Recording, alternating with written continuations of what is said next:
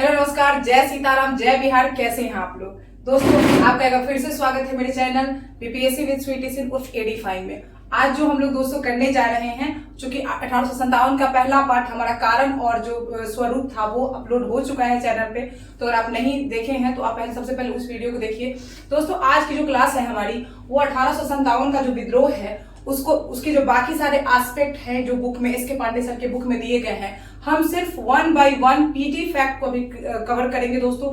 बिल्कुल भी सीधी बात, नो बकवास करते हुए हम लोग जो है सबसे पहले जय सिया राम,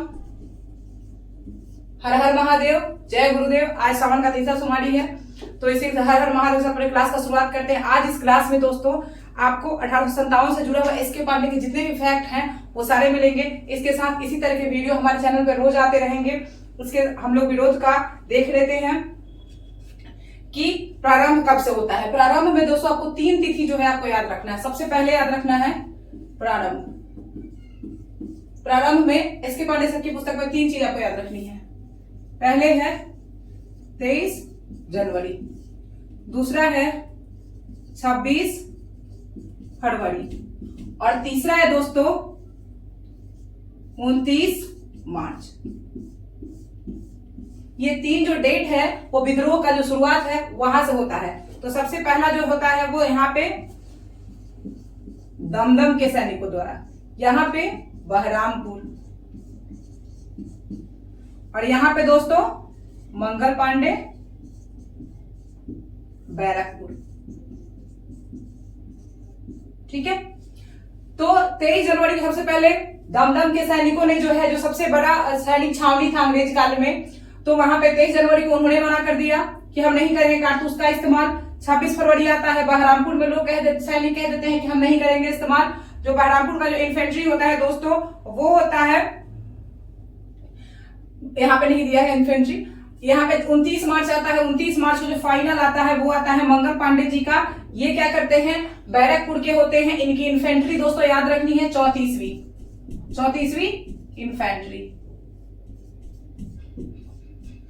34वीं इन्फेंट्री होती है मंगल पांडे जी की, और ये बैरकपुर से विद्रोह करते हैं, मना कर देते हैं अपने लेफ्टिनेंट है दोस्तों, शॉर्ट लिख रहे हैं, लेफ्टिनेंट बाग और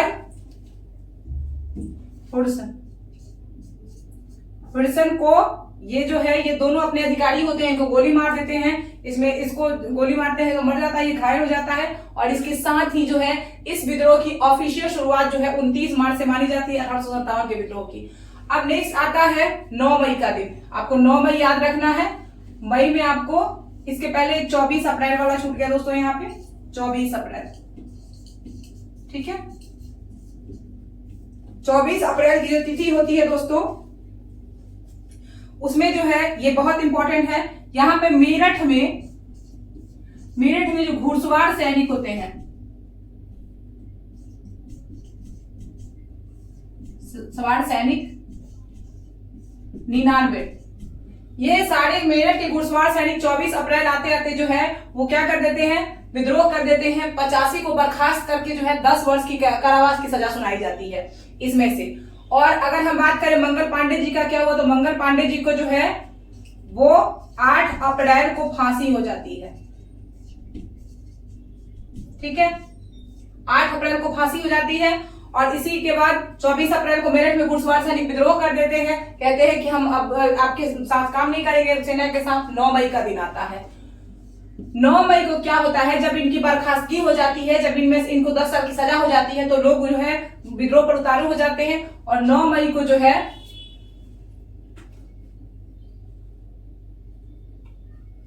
9 मई को ही इनके सजा का ऐलान होता है दोस्तों। यहाँ पे जो ये विद्रोह किया रहता है 24 अप्रैल को, तो 9 मई को ही इनका सजा का ऐलान हुआ रहता है, इनको बर्खास्त।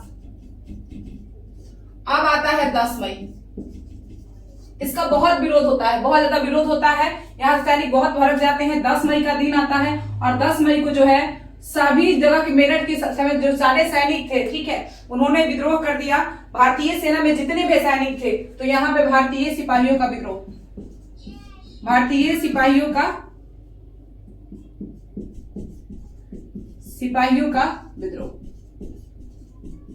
अब 10 मई 9 मई को इंग्रज सजा के खिलाफ 10 मई को सारे सैनिक जो है विद्रोह कर देते हैं और उसके बाद ये लोग कहां चल जाते हैं? दिल्ली। ये लोग दिल्ली की तरफ कूच कर जाते हैं, ठीक है, दिल्ली चले जाते हैं वहां पे। और उसके बाद दिल्ली जाके क्या करते हैं? दिल्ली जाके जो है बहादुर शाह जफर को जो है अपना राजा मानते हैं, सम्राट मानते हैं। और 11 मई को दोस्तों ये लोग दिल्ली पहुंचते हैं। ये दिल्ली पहुंचते कब हैं? दिल्ली कब पहुंचते हैं दोस्तों? 11 मई। विद्रोही सैनिक जो हैं वो 11 मई को दिल्ली पहुंचते हैं और 12 मई को ये दिल्ली पर कब्जा कर लेते हैं। दिल्ली पर कब्जा। 11 मई को विद्रोही दिल्ली पहुंचते हैं, 12 मई को दिल्ली पर कब्जा करते हैं। बिल्कुल कंफ्यूज नहीं करना है डेट के साथ, एक एक जो चीजें पूछे जाए आपसे वही चीज का आंसर देना है। और इसके बाद यहां पे इनका नेता कौन बन जाता है? एक सेकंड दोस्तों, हम इसको बिठा लेते हैं।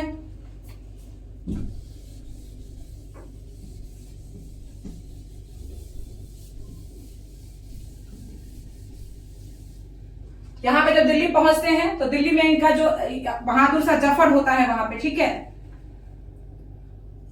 वहां का जो मुगल सम्राट नाम है बहादुर शाह जफर, ठीक है, इनको ये अपना राजा मान लेते हैं। और जब तक एक यहां पे एक बख्त खान है दोस्तों, बहुत इंपॉर्टेंट है बख्त खान। मैं जल्दी जल्दी इसलिए करा रही हूं क्योंकि क्लास ज्यादा लंबा ना हो और 10 से पीटी फैक्ट आपको मिल जाए। तो बख्त खान जो है वो यहां पे दिल्ली में नेता बनता है, दिल्ली में विद्रोह का नेता बनता है, विद्रोह का नेता। सबसे पहले जब विद्रोही पहुंचते हैं दिल्ली तो बहादुर शाह जफर को अपना राजा मान के उनके नेतृत्व के अंतर्गत जो है वहां पे परिषद का गठन कर लेते हैं। नागरिक सैन्य शासन सब चलाने के लिए परिषद का गठन कर लेते हैं। वो उसके बाद जब बख्त खान पहुंचता है दिल्ली तो विद्रोह का असली नेता जो है ये लोग बख्त खान को चुन लेते हैं और जब बहादुर शाह जफर जो है वो वहां का सम्राट बना रहता है। अब देखते हैं दिल्ली पर, ये तो हो गया। अब दिल्ली पर कब्जा कैसे होता है? दिल्ली पर जो है 20 सितंबर 1857, ये मई की घटना है, सितंबर आता है, दिल्ली पर कब्जा, दिल्ली पर अंग्रेजी कब्जा। कब दोस्तों? तो दिल्ली पर अंग्रेजी कब्जा हो जाता है 20 सितंबर के दिन, ठीक है, 20 सितंबर के दिन दिल्ली पर अंग्रेजी कब्जा हो जाता है। और इसके साथ ही कब्जा होने के साथ ही जो है वो कौन कर लेता है यहां पे कब्जा दिल्ली पर?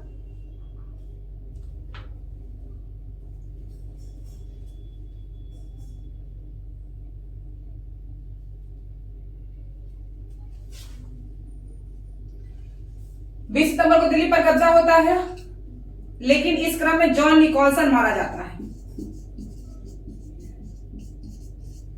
जो यहां पे दिल्ली पर विद्रोह का दमन कर रहा था जॉन निकोलसन, वो मारा जाता है। तो पूछेगा, क्वेश्चन पूछता है कि दिल्ली पर कब्जा के समय, ठीक है, कौन सा अंग्रेजी कमांडर मारा जाता है? तो उसका नाम है दोस्तों जॉन निकोलसन। इसके बाद यहां पे दिल्ली पे कब्जा हो जाता है जब दोस्तों एक जो फैक्ट है वो ये है कि जब विद्रोही मेरठ से चल रहे थे, मेरठ से विद्रोह को चल रहे थे, तो वहां पे हेविट था, वहां पे अंग्रेजी रेजिडेंट था, वो था हेविट, लेकिन उसने विद्रोह को दमन करने का प्रयास नहीं किया मेरठ में। तो पूछ देगा कहीं कि मेरठ में जब विद्रोह शुरू हुआ तो वहां पे जो अंग्रेजी रेजिडेंट कमांडर कौन था? तो वो जनरल हेविट था, ठीक है। और ये लोग जब दिल्ली पहुंचे तो दिल्ली में उस समय कौन था? बिलोबी, कैप्टन बिलोबी। इसने हालांकि एक लेवल तक जो है विद्रोहियों को रोकने का प्रयास किया। तो दिल्ली में था कैप्टन बिलोबी और मेरठ में था मेजर हेविट। तो ये आपको इसके साथ कंफ्यूज नहीं करना है। यहाँ पे देख रहे हैं कि फिर से अंग्रेजों का कब्जा हो रहा है। जब कब्जा हो गया तो जफर, बहादुर शाह जफर को क्या किया गया? रंगून भेज दिया गया, रंगून निर्वासित। यहाँ पे ये निर्वासित हो जाते हैं और इनकी मृत्यु हो जाती है, वहां पे मृत्यु होती है 1862 में, ठीक है। ये बहादुर शाह जफर जो है जफर नाम से कविताएं भी लिखता था, शेरो शायरी भी लिखता था। तो यहाँ पे ये चीजें हो जाती हैं दोस्तों। और जो है एक दो फैक्ट है जो दिल्ली के बारे में आपको जानना है, पहले हम इसको मिटा लेते हैं। समय बहुत कम है, जितना हो सके उतना क्वेश्चन प्रैक्टिस कीजिए। समय 50 दिन से भी कम बचा है हमारे पास। अब आता है, एक होता है दोस्तों जब विद्रोह का खात्मा होता है तो बख्त खां तो बरेली भाग जाता है और बहादुर शाह जफर रंगून निर्वासित हो जाता है। तो इनके जो पुत्र होते हैं मिर्जा मुगल और मिर्जा ख्वाजा सुल्तान, मिर्जा मुगल एवं मिर्जा ख्वाजा सुल्तान, और इनके जो पोता होते हैं किसके, बहादुर शाह जफर के। जफर पूरा नाम नहीं लिख रहे दोस्तों, समय जो है वो कम है। तो इनके पोता जो होते हैं अबू बकर। इन सबको जो है अंग्रेज क्या करते हैं, तोप के मुंह पर जो है वो आपको रख के उड़वा देते हैं। इन दोनों को जो है और इनको तोप के मुंह पर यानी गोली मारते हैं, उसके बाद तोप के मुंह पर जो है रख के उड़वा देते हैं इन सबको। इनके पुत्र का नाम क्या था, मिर्जा मुगल मिर्जा ख्वाजा सुल्तान, और पोता का नाम था अबुल बकर। जो बहादुर शाह जफर के जो पोता और पुत्र थे उनको बहादुर जो अंग्रेज जो है पहले गोली मारते हैं और फिर तोप के मुंह पर जो है रख के इनको उड़वा देते हैं। आप देखते हैं दोस्तों एक जो बहुत ही इंपॉर्टेंट फैक्ट है कि बहादुर शाह जफर को गिरफ्तार किसने किया था और कहां से किया था। तो 1857 के समय मैं बहादुर शाह जफर को शॉर्ट करके लिख रही हूं दोस्तों, यहाँ पे आपको एक्सप्लेनेशन पर ध्यान देना है। ये गिरफ्तार कहां से हुआ था, तो ये गिरफ्तार हुआ था हुमायूं के मकबरा से। कहां से, हुमायूं के मकबरा से। और हुमायूं के मकबरा से गिरफ्तार होने के बाद इसको गिरफ्तार किया किसने था, तो हडसन। किसने किया था, हडसन। तो हो सकता है कि पीडी फैक्ट अभी तो पूछा नहीं गया है, लेकिन कहीं पूछ दे तो आपको याद रखना है हुमायूं के मकबरे से बहादुर शाह जफर को गिरफ्तार किया गया था, और किया किसने था, तो वो था हडसन ने किया था। दो फैक्ट इसमें और इंपॉर्टेंट जो आपको याद करना है। एक जो व्यक्ति था दोस्तों वो था इलाही बख्श। कौन था, इलाही बख्श। वेरी इंपॉर्टेंट, क्योंकि ये जो क्वेश्चन है ये बना नहीं है अभी तक, और जो क्वेश्चन नहीं बने हैं उन पीडी फैक्ट को आपको ज्यादा करके नोट डाउन करके जाना है, ज्यादा आपको समझ के जाना है। तो इलाही बख्श जो था वो बहादुर शाह जफर का रिश्तेदार था, सम्राट का रिश्तेदार था। और ये क्यों इंपॉर्टेंट है, इसके बारे में हम लोग क्यों पढ़ रहे हैं, तो ये माना जाता है कि 1857 के विद्रोह में बहादुर शाह जफर जो है पराजित नहीं होता, दिल्ली पर अधिकार में जो कहकर जल्दी नहीं होता। यही वो व्यक्ति था जिसने की बहादुर शाह जफर के बारे में सारी सूचनाएं जो है वो आपको अंग्रेजों तक पहुंचाई थी, और इसी कारण जो है अंग्रेजों को जो है क्लू मिल गया था दिल्ली को जीतने का। तो इलाही बख्श जो है वही गद्दार था। ठीक है, तो एक नेक्स्ट है कि आपको मिर्जा गालिब के बारे में पढ़ना है। एक है मिर्जा गालिब, ये हैं शायर हैं, लेखक हैं ये। तो इनके बारे में ज्यादा किस इतिहासकार ने या फिर किस लेखक ने जो है वो 1857 का विद्रोह अपनी आंखों से देखा था, तो वो देखा था मिर्जा गालिब ने। इन्होंने कहा है कि मेरे सामने जो है वो रक्त का विशाल दरिया है, खुदा ही जानता है कि मुझे अब और क्या देखना बदा है। तो स्टेटमेंट में लिख देती हूं, मेरे सामने विशाल रक्त का विशाल सागर है और खुदा ही जानता है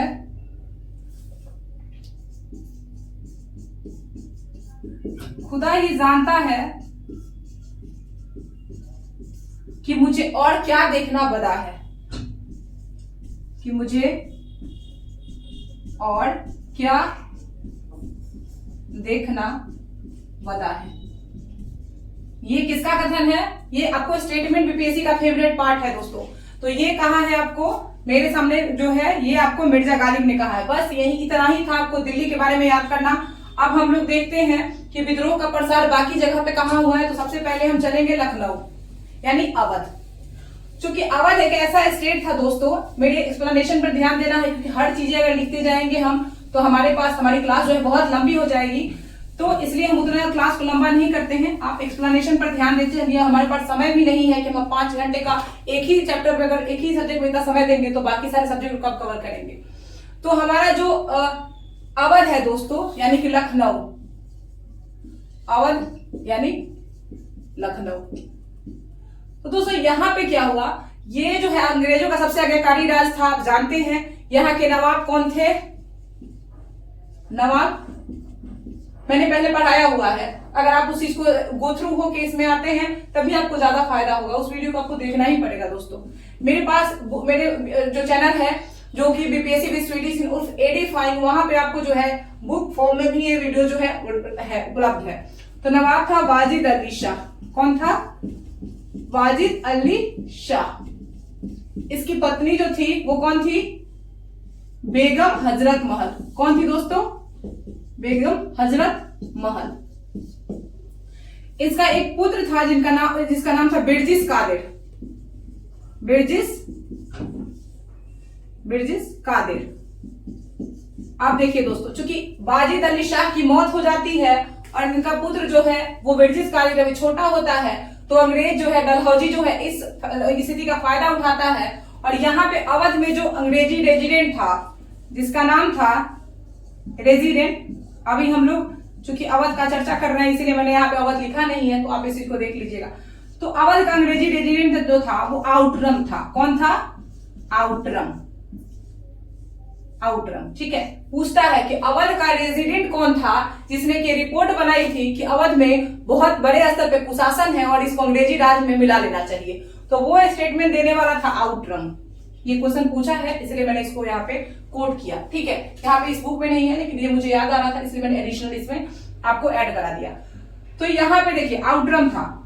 अब इन्होंने जो अंग्रेजों ने जो है डलहौजी की हड़प नीति के तहत इतने आज्ञाकारी होने के बावजूद भी इसको अवध को कुशासन के आरोप में, कुशासन किस आरोप में? कुशासन के आरोप में 1856 में अपने राज्य में जो है मिला लिया, यानी इस राज्य को अपने मिला लिया। क्योंकि अवध उस समय बहुत बड़ा प्रांत था और यहाँ से सर्वाधिक संख्या में सैनिक जो है वो भारतीय सेना में थे और चूंकि लोग अवध के नवाब की बहुत इज्जत करते थे तो इसीलिए यहाँ पे सैनिकों ने विद्रोह करने के साथ साथ आम जन ने भी यहाँ पे विद्रोह में जो है अपना भाग लिया और बेगम हजरत महल जो है हाथी पर चढ़ चढ़ के जो है अपने सेना का नेतृत्व करती थी और अपने पुत्र बिरजिस कादिर को उन्होंने नवाब घोषित किया था। तो अवध ही वो पहली चिंगारी है जहां पे प्रबल विरोध हुआ था।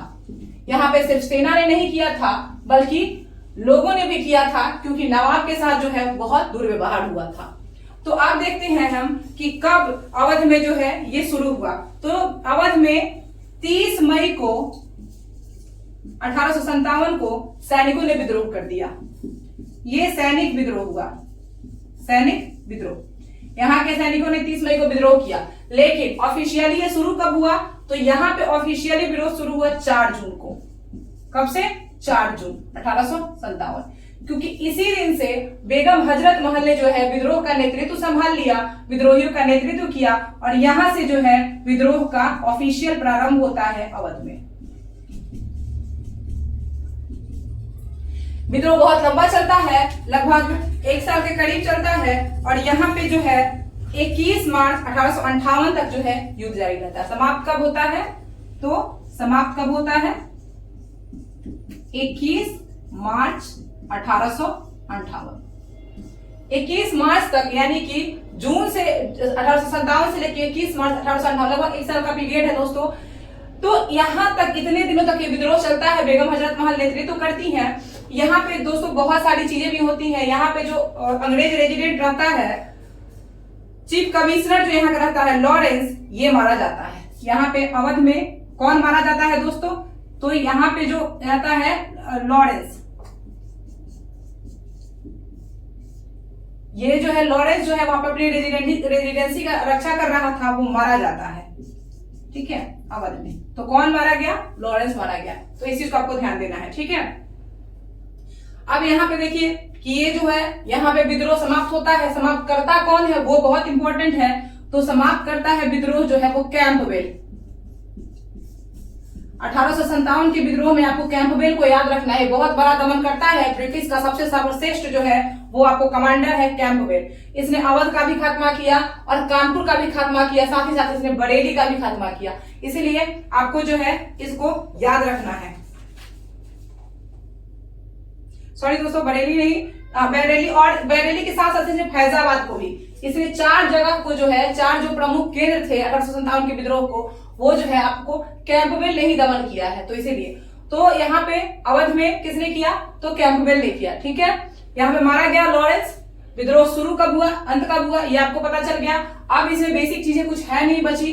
अब एक चीज बचता है कि बेगम हजरत महल कहाँ चली गई, तो ये जो है यहाँ से नेपाल चली गई। आत्मसमर्पण नहीं किया इन्होंने, नेपाल चली गई। ठीक है, और ये जो राज्य है वो अंग्रेजों को मिल गया। अब हम देखते हैं कि बाकी जो जगह पे जो विद्रोह हुआ है वो हम देख लेते हैं। नेक्स्ट हमारा विद्रोह होता है कानपुर में, क्योंकि मेन विद्रोह का केंद्र है वो भी कानपुर है। 2-3 जगह जो है वो विद्रोह बहुत हुआ है, उन्हीं जगहों को हम देख रहे हैं। सेकेंड हमारा जो प्लेस है दोस्तों वो है कानपुर। कानपुर, यहाँ पे क्या होता है, यहाँ पे जो अंतिम जो पेशवा रहते हैं बाजीराव द्वितीय, बाजीराव द्वितीय, ये है अंतिम पेशवा, मराठों के अंतिम पेशवा। इन्हीं का अपना पुत्र नहीं, इनका जो है गोद लिया दत्तक पुत्र रहते हैं नाना साहब। इनके दत्तक पुत्र रहते हैं नाना साहब। नाना साहब को दोस्तों एक और नाम से जाना जाता है, धोंदू पंत।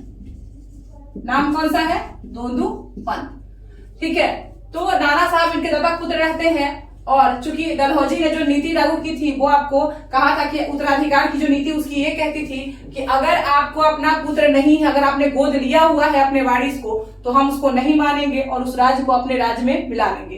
तो ये राज्य भी शिकार हो गया, लोगों ने विद्रोह कर दिया। यहां पर भी नाना साहब को पेशवा घोषित कर दिया, पेशवा घोषित कर दिया। और यहां पे जो है 5 जून से विद्रोह शुरू हो गया।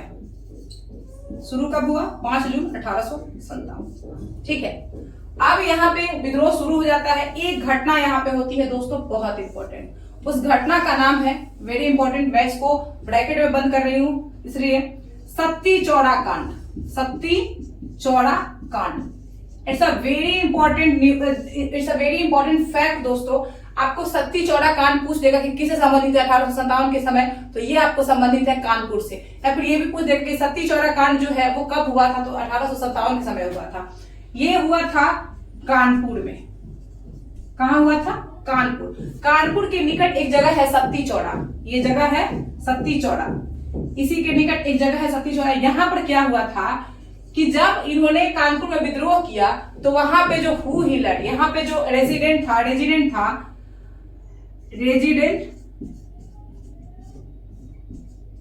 हू हिलर, ये इस समय कानपुर का रेजिडेंट था हू हिलर। इसने कहा विद्रोहियों से कि ठीक है, मैं आपके सामने आत्मसमर्पण कर दूंगा, लेकिन मेरी एक शर्त है कि आप मुझे सही सलामत सुरक्षित जो है वो इलाहाबाद पहुंचा देंगे। किसने कहा, रेजिडेंट ने कहा, हू हिलर ने। विद्रोहियों ने उसकी बात मान ली, उसको ले चले। लेकिन सत्ती चौड़ा जो जगह आता है वहां पे विद्रोही जो है, नाना साहब के जो सैनिक है, वो लोग जो है हू हिलर की हत्या कर देते हैं। इनके साथ साथ इसके साथ इसकी तो हत्या करते ही हैं, साथ ही एक बीबीगढ़, कानपुर के निकट ही एक जगह है बीबीगढ़।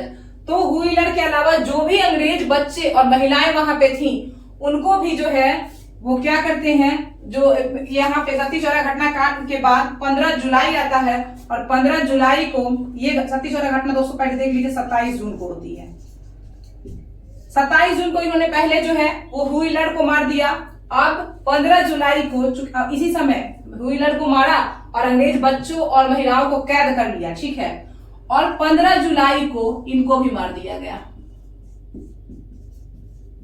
15 जुलाई 1857 को बीबीगढ़ में बहुत सारे अंग्रेज महिलाएं और बच्चों को जो है वो मार दिया गया।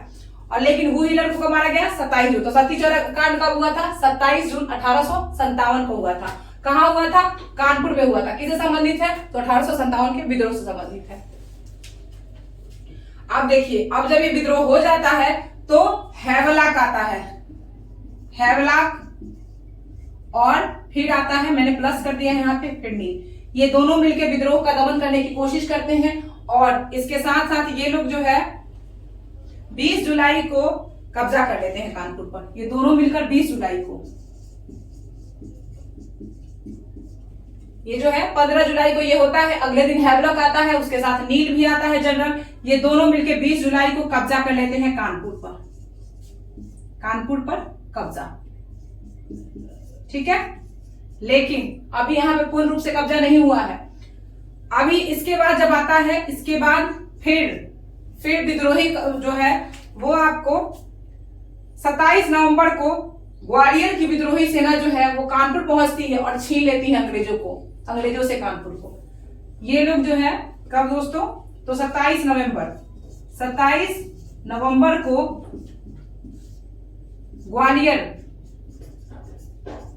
ग्वालियर की सेना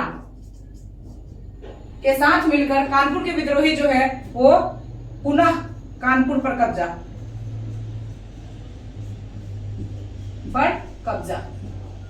ठीक है, ये लोग पुनः 27 नवंबर, देखिए 20 जुलाई को इनके हाथ से निकला, 27 नवंबर को फिर से कब्जा कर लिया। अब एक डेट आता है दोस्तों जो कि फाइनल डेट होती है, वो होती है 16 दिसंबर 1857। ये जो डेट आती है दोस्तों, इसमें जो है, इसमें पूर्ण रूप से कैंपबेल आता है। कौन आता है? कैंपबेल।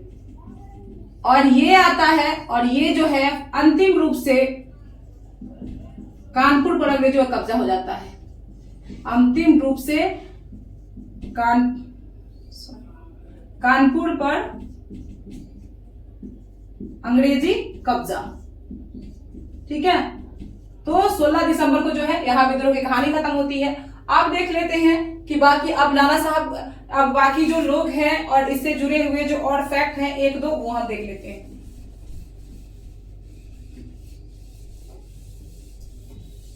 दोस्तों बैक टू बैक क्लासेज आएंगी ताकि हम जल्द से जल्द पीटी फैक्ट आपको करा सकें। पीटी का कोई भी फैक्ट आपको इस बुक से अगर आए तो आपको छूटना नहीं चाहिए। इसके साथ हम, अगर मेरे पास समय रहा तो एनसीईआरटी तो हम कराएंगे ही। थोड़ा सा हम जो है स्पेक्ट्रम का भी जो बेसिक चीज है, जो आपको पूछा जाएगा, वो हम करने की कोशिश करेंगे। यहाँ पे एक जो दोस्तों नाना साहब के कमांडर रहते हैं, नाना साहब के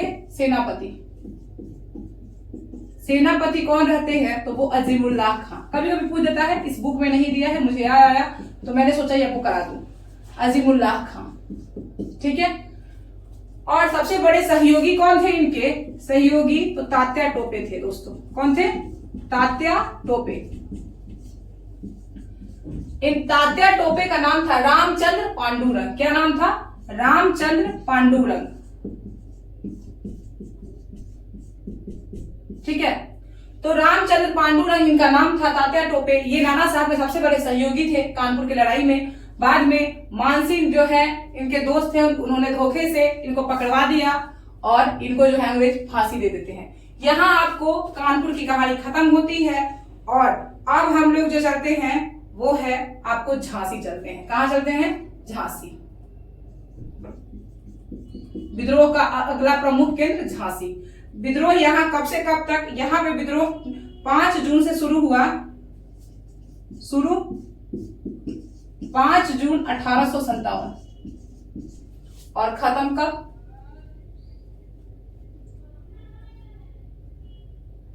मई 1858। खत्म कब? मई 1858। ये खत्म। देखिए यहाँ पे जो है राजा रहते हैं, यहाँ के राजा सबको पता होगा, लेकिन मैं यहाँ पे जल्दी जल्दी लिख देती हूँ। राजा रहते हैं यहाँ के गंगाधर राव। ये इनकी मृत्यु हो जाती है। इनकी पत्नी रहती है रानी लक्ष्मीबाई उर्फ रानी झांसी। इनकी पत्नी रहती है रानी लक्ष्मीबाई। ठीक है, तो इनको भी कोई पुत्र नहीं होता है दोस्तों। इन्होंने भी जो है एक बच्चे को, एक अपने पुत्र को जो है गोद लिया रहता है, जिसका नाम रहता है गंगाधर राव, सॉरी दामोदर राव।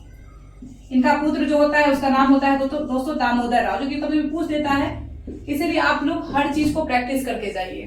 तो दामोदर राव है, चूंकि अब यहाँ भी उत्तराधिकार का वही कानून लगता है, इनके पुत्र को भी राजा नहीं माना जाता है। झांसी को इस आधार पर जो है 1853 में हड़प लिया जाता है। झांसी पर कब्जा कब होता है? 1853 में। ठीक है, यहाँ पे क्या करती है रानी झांसी जो है वो आपको रानी लक्ष्मीबाई जो है विद्रोह का कमान संभालती हैं और 5 जून से यहाँ पे विद्रोह शुरू हो जाता है। इसी विद्रोह के क्रम में 23 मार्च आता है। 23 मार्च को 1858 को यहाँ पे लड़ाई चलते रहती है। एक डेट आता है 23 मार्च। ठीक है, 23 मार्च 1858 एक कैप्टन आता है, कैप्टन ह्यूरोज, जो कि झांसी को जीता था। वो है कैप्टन ह्यूरोज। क्या नाम है दोस्तों? Captain Hugh Rose. याद रखना है आपको इसको। यही झांसी का जो है दमन भी किया था। तो ये झांसी को घेर लेता है 23 मार्च के दिन। लेकिन यहाँ पे विद्रोह खत्म नहीं होता है। रानी झांसी यहाँ से निकलती हैं और इसके बाद वहां से पहुंचती हैं कालपी।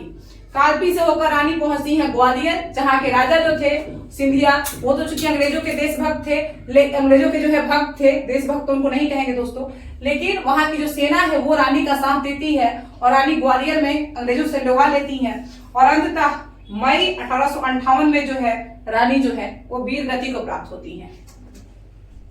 ये जो दोस्तों शहीद होती हैं, लड़ते लड़ते शहीद हो जाती हैं। एक बहुत ही इंपॉर्टेंट स्टेटमेंट है कैप्टन ह्यूरोज का यहाँ पे रानी झांसी के बारे में।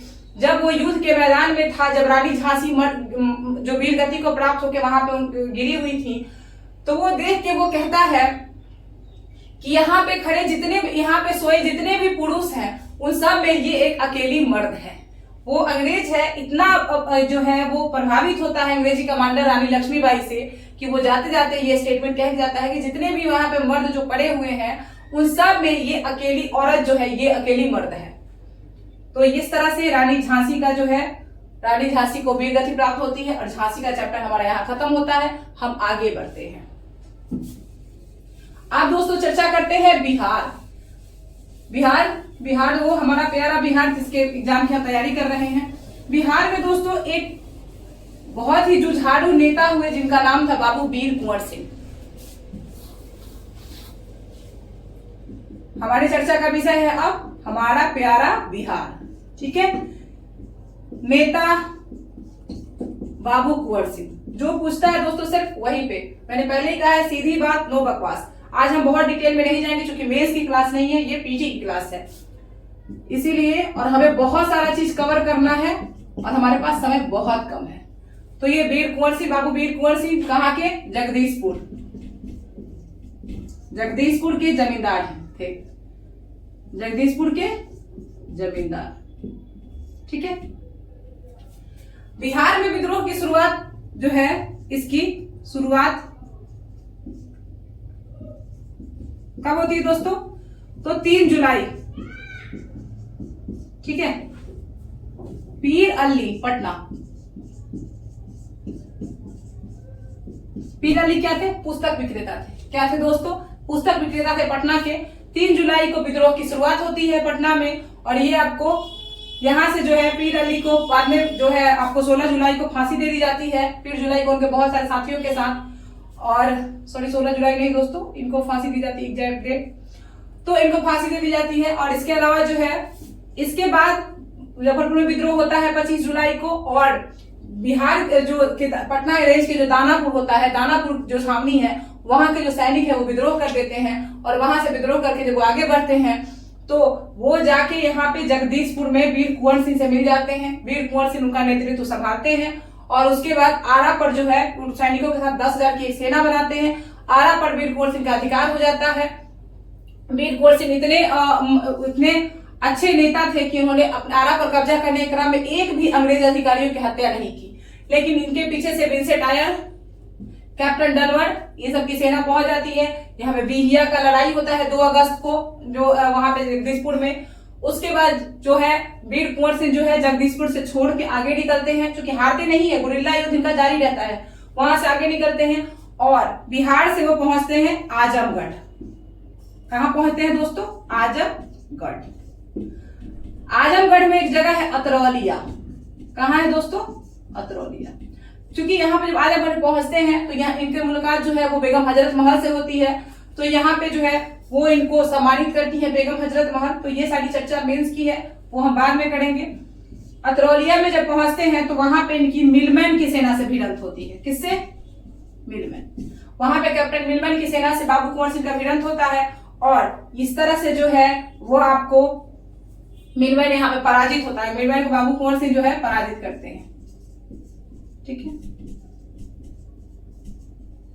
पराजित करने के बाद यहां से आगे बढ़ते हैं और वहां से फिर वापस ये बिहार लौटते हैं, जगदीशपुर लौटते हैं। लौटने के क्रम में यहाँ पे कैप्टन डेम्स की सेना, चूंकि कैनिंग इनसे बहुत परेशान हो गया था और इन पर इनाम भी रखा था इनको पकड़ने के लिए, क्योंकि हार नहीं रहे थे, बार बार चकमा दे रहे थे। कानपुर की लड़ाई में भी इन्होंने भाग लिया था, तो इसीलिए कैनिंग इनसे परेशान हो गया था। तो डेम्स की सेना भी पीछे से भेज दी। ठीक है, वो डेम्स की सेना का इन्होंने सामना किया जगदीशपुर लौटने के क्रम में, लेकिन इनकी जो बाएं बाह में जो है गोली लग गई। गोली लगी तो इन्होंने अतुलित जो है वो आपको अदम्य साहस का जो है परिचय दिया और अपनी बाह को काट कर मां गंगा को प्रवाहित कर दिया। ये वीर कुंवर सिंह के बारे में कही जाती है। इनके वीरता का अंदाजा आप इसी से लगा सकते हैं कि ये एक जो आदमी है वो 80 साल का पहले हो चुका है और उसके बाद एक भी लड़ाई ये हार नहीं रहा है और अंग्रेज से नहीं हार रहा, जबकि इसके पास न सेना है, न यहाँ तक कि सेना के लिए इनके पास उचित रसद भी नहीं बची थी। ठीक है, इसके बावजूद ये हारते नहीं है। और सबसे बड़ी वीरता तो तब होती है जब एक आदमी स्वयं अपने हाथ को काट कर जो है मां गंगा को प्रवाहित कर दे। तो इसीलिए इनको जो है वीर, इनका नाम के पहले वीर कुंवर से लगाते हैं। इनसे बड़ा वीर जो है वो आपको ढूंढना मुश्किल है। इनकी जो वीरता है वो दुर्लभ है। अब आते हैं 22 अप्रैल का दिन आता है 1858। ये बाबू कुंवर सिंह पहुंचते हैं जगदीशपुर, अपने गृह जो है निवास जगदीशपुर। और यहाँ पे तब तक 23 अप्रैल आता है और 23 अप्रैल को ली ग्रांट की सेना से क्या भिड़ंत होता है। 23 अप्रैल को ली ग्रांट की सेना पीछे से आ जाती है। किसकी सेना? ली ग्रांट। यहां से इनकी भिड़ंत होती है। चूंकि ये घायल हो चुके थे, सेना भी बहुत थकी हुई थी, लेकिन इसके बावजूद इन्होंने बहुत ही बुरी तरीके से ली ग्रांट की सेना को पराजित किया। और इसके अलावा अब आते, लेकिन इसी क्रम में जो कि हाथ कटने से जो है और घाव इनके पूरे शरीर में जहर बन गया था, इसीलिए 3 दिन बाद 26 अप्रैल 1858 को ये महान वीर योद्धा जो है बिहार के जो माटी के जो इतने जांबाज लाल हैं, वो वीर गति को प्राप्त हो जाता है। वीर कुंवर सिंह जो है वीर गति को प्राप्त हो जाते हैं 26 अप्रैल 1858 को। ठीक है दोस्तों, तो ये हमारे बिहार की कहानी है। यहाँ पे जो 2 जिनकी चर्चा की जा सकती है, जिन्होंने बहुत परेशान किया वीर कुंवर सिंह को, तो वो है आपको आयर और टेलर और आयर, विलियम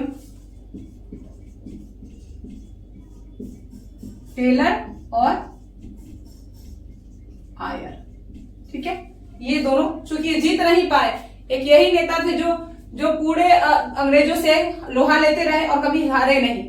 तो कैनिंग ने जो है इनके बारे में कहा है कि अगर ये और कुछ दिन दे, कैनिंग ने नहीं दोस्तों, इनके बारे में कहा गया है कि अगर ये कुछ दिन और जिंदा रहते तो जो है आज की जो सूरत है वो कुछ और रहती है 1857 की।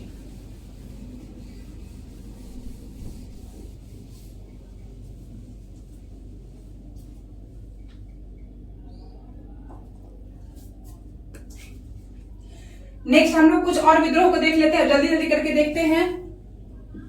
छोटा छोटा विद्रोह है इलाहाबाद। इलाहाबाद में कौन दोस्तों?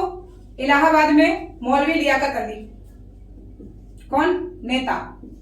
यहां पे बस नेता दमन करता, बस याद रखना है। नेता मौलवी लियाकत अली। ठीक है, दमन करता दोस्तों इलाहाबाद में नील ने, जनरल नील। ठीक है, इलाहाबाद जनरल नील। नेक्स्ट है फैजाबाद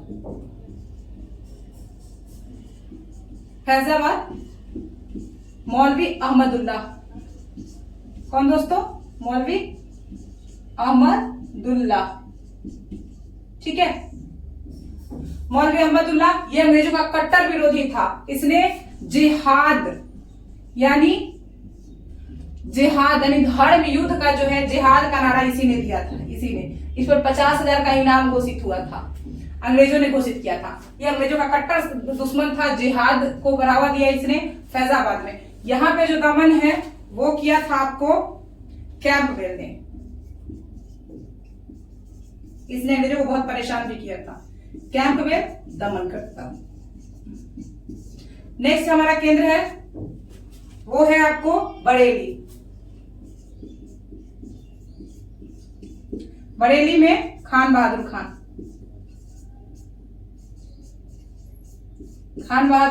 खान, ठीक है। और खान बहादुर खान बरेली में थे, इन्होंने उनका नेतृत्व किया है। और कैंपबेल यहाँ का कैंपबेल, यहां भी दमन किसने किया तो कैंपबेल ने।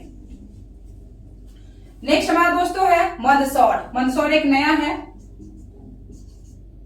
बाकी सबके बारे में लोगों ने सुना ही होगा, तो मंदसौर याद रखिएगा। मंदसौर में फिरोज शाह नेता था। कौन था? फिरोज शाह,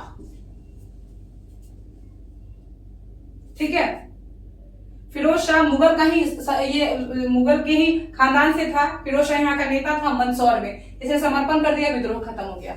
नेक्स्ट जो है वो असम है, उड़ीसा है। असम इंपॉर्टेंट है। राजा यहाँ के कौन थे?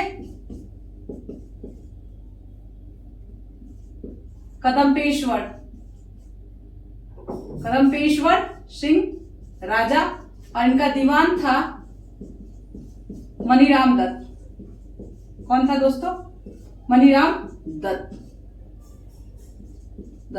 और इसी ने जो है मनीराम दत्त ने ही विद्रोह किया था। बाद में असम में मनीराम दत्त को फांसी दे दी गई। इस तरह से जो है ये विद्रोह खत्म हुआ। नेक्स्ट है दोस्तों ओडिशा।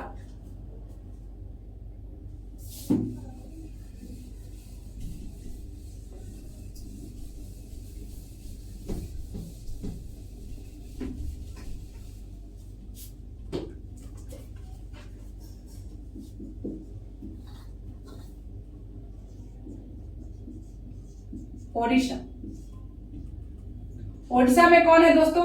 तो सुरेंद्र शाही और उज्जवल शाही। नेता सुरेंद्र शाही, उज्जवल शाही, ठीक है। ये लोग नेता थे ओडिशा में। और क्या होता है कि सुरेंद्र शाही आत्मसमर्पण कर देते हैं, देश से निकाला दे दिया जाता है। इस तरह से यहाँ का विद्रोह खत्म हो जाता है। नेक्स्ट हमारा है कुल्लू। कुल्लू एक नया है। कुल्लू जनरल बुक में नहीं मिलता है। कुल्लू में राजा प्रताप सिंह, राजा प्रताप सिंह, ठीक है। राजा प्रताप सिंह, और इनको जो है उनके भाई वीर सिंह, इनको मृत्युदंड दे दिया जाता है। इस तरह से जो है कुल्लू हिमाचल प्रदेश में जो है विद्रोह खत्म हो जाता है। नेक्स्ट हमारा है कोटा। कोटा जो है राजस्थान में विद्रोहियों का प्रमुख केंद्र था सैनिक 1857 के। और कोटा के दो नेता थे, जय दयाल और इसका भाई और हरदयाल। कौन कौन दोस्तों? जय दयाल और हरदयाल। ये दोनों यहाँ पे थे। और इनको भी ज्यादा दिन ये विद्रोह नहीं चला। इनको तोप के मुंह पर जो है, इनको जो है तोप के मुंह पर बांध के अंग्रेजों ने उड़ा दिया था कोटा में। नेक्स्ट हमारा है गोरखपुर। गोरखपुर में गजाधर सिंह, याद रख लेना है। ग से गोरखपुर और ग से गजाधर सिंह। नेक्स्ट हमारा है मथुरा में दोस्तों देवी सिंह। कौन? देवी सिंह, ठीक है।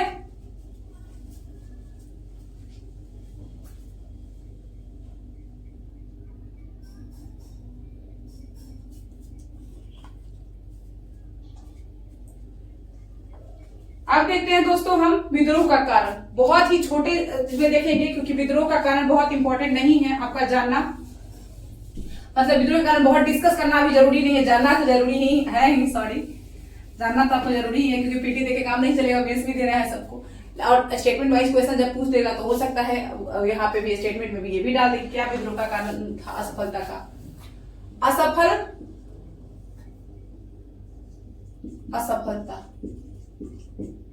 का कारण,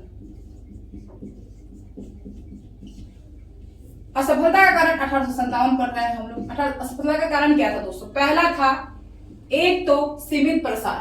क्या था? सीमित प्रसार। आपको पता है दोस्तों कि इसको हम एक्सप्लेन कर देते हैं कि आपको पता है कि हमारे यहाँ उड़ीसा, बिहार, अवध, बंगाल का क्षेत्र, बस यही सब जो था वो प्रभावित था इसमें मेनली। बहुत बड़ा हिस्सा देश का जो है वो छूता था। कौन कौन हिस्सा छूता था वो हम देख लेते हैं। पंजाब, पूरा दक्षिण भारत, मैसूरू एक जगह है, मैंने इसलिए लिख दिया, पूछ देता है कल मैसूर। सहारनपुर, उत्तर प्रदेश में भी सहारनपुर जो जगह था वो अछूता था। मिर्जापुर, उत्तर प्रदेश में 2 जगह था जो कि अछूता था। और बाकी ये सब पंजाब, दक्षिण भारत, मैसूरू, ये सब जो है उन्होंने विद्रोह में भाग नहीं लिया था। और दूसरा चीज था दोस्तों यहाँ पे देसी नरेशों की गद्दारी। देसी नरेशों की गद्दारी, इन्होंने ही जो दोस्तों, यही वो गद्दार हैं जिनकी वजह से हम लोग 100 साल पहले आजाद हो गए रहते और 100 साल हम लोग को लग गया और आजाद होने में। यही वो गद्दार हैं जिन्होंने सिर्फ अपने फायदा को ही सामने रखा। और कौन कौन से गद्दार राज्य हैं? वो है सिंधिया, सबसे बड़ा गद्दार सिंधिया। इसके मंत्री थे दिनकर राव। हैदराबाद, सलार जंग, हैदराबाद का सलार जंग। इसके अलावा दोस्तों पंजाब,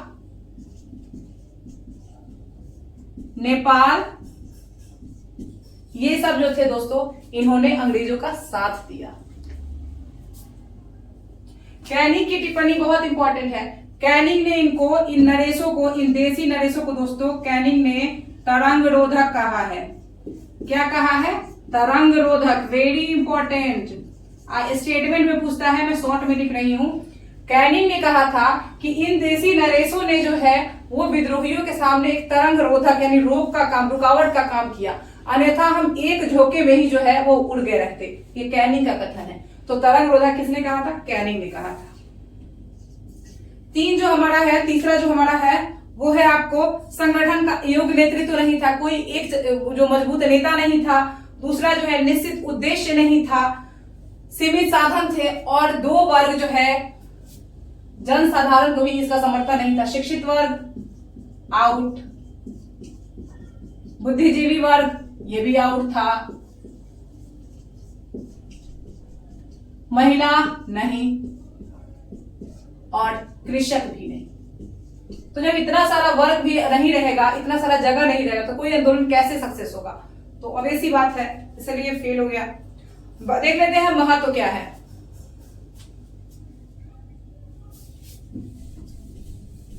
दोस्तों महत्व में तो सबसे पहले मैं एक्सप्लेन कर देती हूँ आपको। महत्व में सबसे पहले ब्रिटिश क्राउन के हाथ में चला गया, ईस्ट इंडिया कंपनी का शासन समाप्त हो गया, ये आप लोगों को पता है। और इसके अलावा जो है भारत का गवर्नर जनरल वायसराय बन गया और पहला वायसराय भारत का बना कैनिंग। परिणाम पहला ब्रिटिश क्राउन का शासन